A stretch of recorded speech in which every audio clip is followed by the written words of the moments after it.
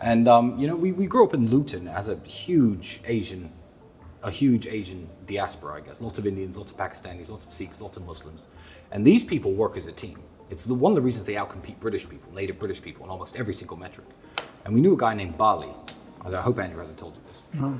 So he was a lawyer, probably £50,000 a year. And he drove a $400,000 Ferrari, a £400,000 Ferrari, and a £500,000 Rolls Royce sometimes. And we were saying, like, do you think Bali's a drug dealer? What do you think he's up to? And me and Andrew at the time, had quite a close brotherhood. And he looked at us one day. I said, Bali, how do you have all this money? How do you get these fancy cars when you're just a lawyer? And you're relatively young. He was like 26, 27, about 5 or 6 years older than I was at the time.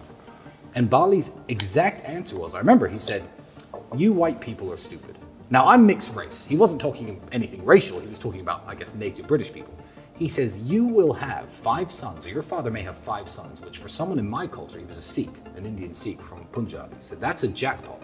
And this Englishman's 5 sons will all move out of the family home. They'll pay 5 rents, probably to people like me. They'll take 5 different student debts out, go on 5 different career paths. They'll get 5 different mortgages, marry 5 different women, and never see each other again. You see, my father had 5 sons.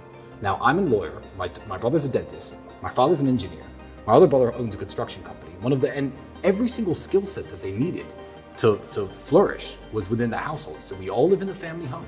We pool our resources. Our women work together and prepare food for us. We work, and every time that we have new children or the family is expanded, we just expand the house. My brother owns a construction company, and that way, as a group, we have 3 Toyotas, 1 Ferrari, and 1 Rolls Royce, and we can all use them anytime we like. And that was what introduced me and Andrew, because we were flat broke at the time. We had nothing to share. To the idea of certainly, you know what, if we can buy a supercar together, one nice car, then we can just share that car. And now, thanks to his car addiction, we have, 40 plus, minus the 10 or 11 that have been temporarily seized by the Romanian government. But it introduced us, I guess, to the concept of pooling your resources and sharing. And you know what? He's 100% right. That is a lesson you can learn from the Indians, from the Pakistanis, because it's benefited us massively. And you guys live together here in this amazing compound. And Andrew said he foresees himself living with you the rest of his days. Yeah. How much of a factor was those stories from the Punjab guys to today living in Romania? You know what? That was massive. And I don't speak to Bali anymore. So if you're out there, Bali, and you're listening, thank you for that.